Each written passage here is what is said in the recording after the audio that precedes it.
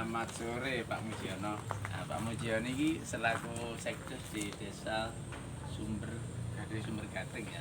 Ini salah satu inisiator penanaman buah naga. Karena buah naga itu menurut beliaunya Pak Mujiono ini adalah tanaman yang menjanjikan untuk mendongkrak ekonomi masyarakat di sekitarnya.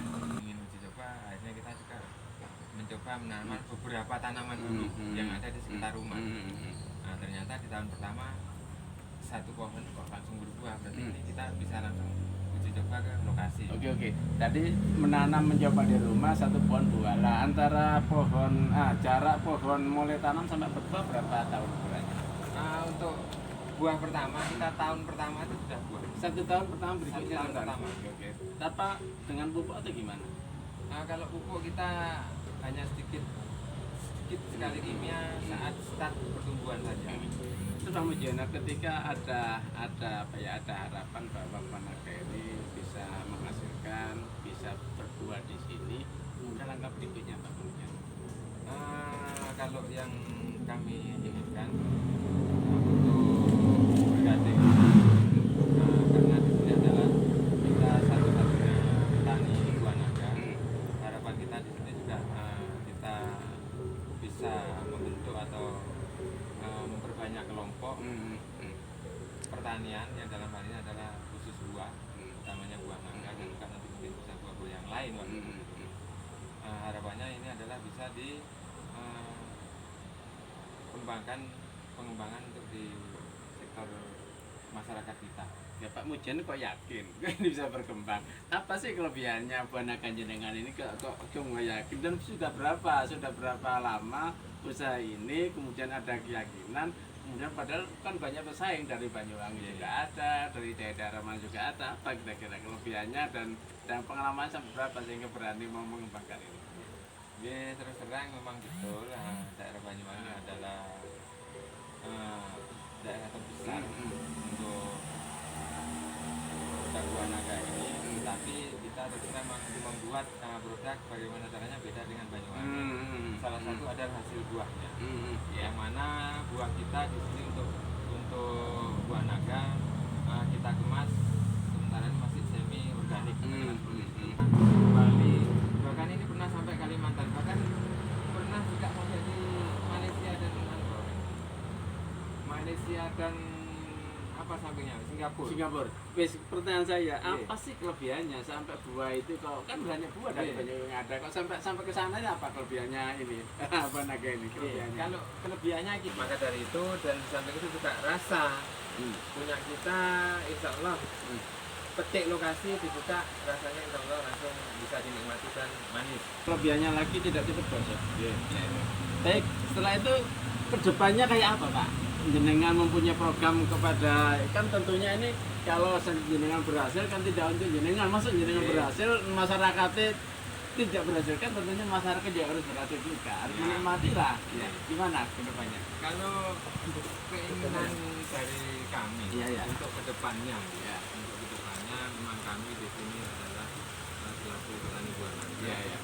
Kita tidak untuk pribadi, bukan desa Sumbergading, Kecamatan Sumber ini khususnya dan umumnya adalah masyarakat Kabupaten Bondowoso dan desa yang ada. Harapan kami supaya desa-desa yang ada di wilayah kita bagaimana caranya bisa menganggarkan anggaran tersebut untuk KTT-nya ya. Siap, KTT-nya yang diberikan kepada masyarakat dalam bentuk tanaman buah naga. Bibitnya bibitnya kita bisa nyuplai. Gratis apa bayar nantinya? Termasuk bibit dan perawatan awal sampai kepada pertumbuhan itu kita akan siap kontrol dan juga siap fasilitasi sampai nanti kepada pemasaran dan lain sebagainya. Jadi mulai dari tanam, pemeliharaan sampai pada penjualan difasilitasi, didampingi. Jadi masyarakat tinggal enaknya, tinggal mau enggak. Jadi kita harus merubah mindset masyarakat. Ternyata menanam buah naga itu tidak butuh perawatan yang terlalu rumit, kemudian mudah tumbuh di mana-mana, di depan rumah, di pekarangan, di mana saja. Yang penting ada kemauan. Setelah merasakan hasilnya, pasti dia ingin mengembangkan. Seperti itu ya. Terima kasih. kasih Pak.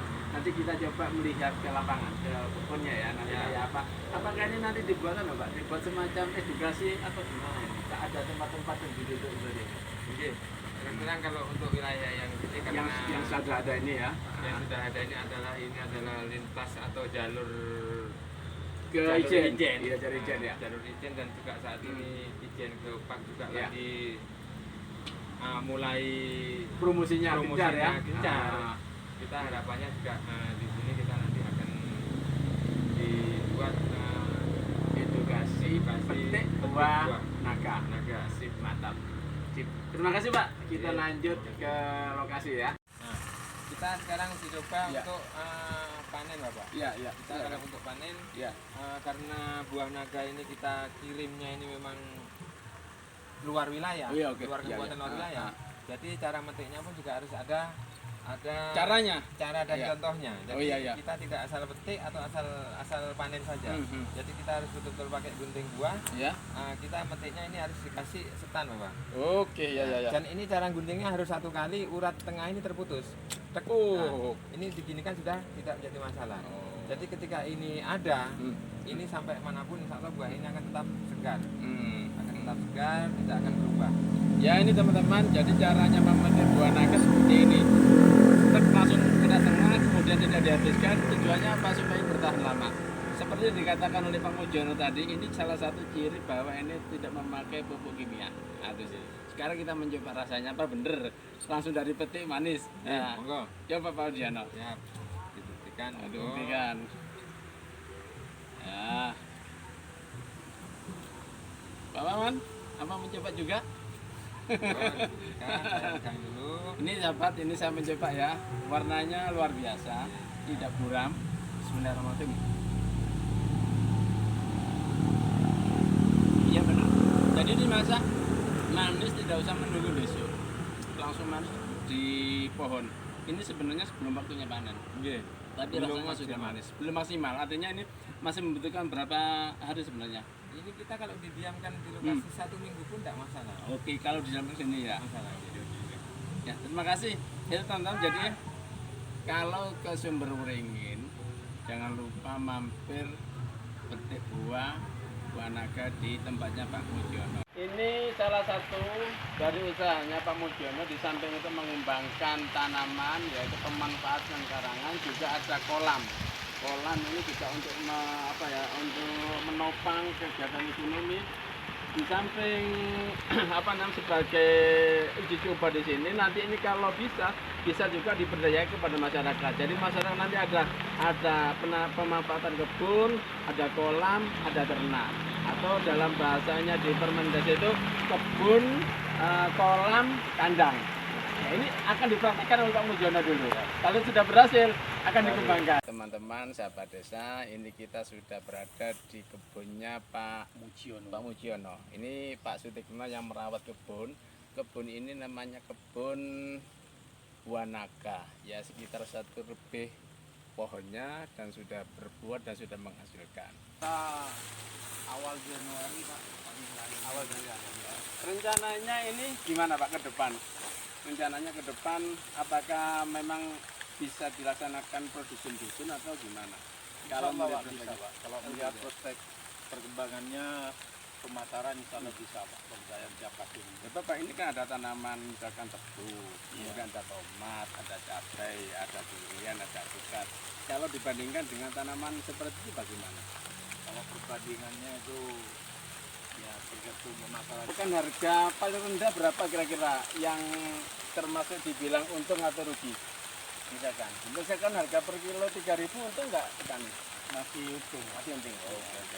Karena perawatannya tidak seberapa. Iya, hanya awal ya, awal sama pemupukan, kemudian motong-motong itu ya. Kalau sudah seperti ini pohonnya tinggal pemangkatan saja. Jadi masih menjanjikan untuk mendongkrak ekonomi masyarakat di desa Sumber Gading ini ya. Ini pengembangannya kan ke desa Sumber Gading sekarang. Harapannya Pak ke depan gimana? Harapannya ya begitu ada perhatian dari pemerintah Pak. Oh gitu ya. Untuk petani gitu. Iya. Agar supaya diperhatikan ya seperti bagaimana pemasarannya, pengembangannya, apakah apakah bisa diolah menjadi produk-produk yang lain begitu Pak harapannya Pak. Ya ya. Terima kasih Pak Sutikno.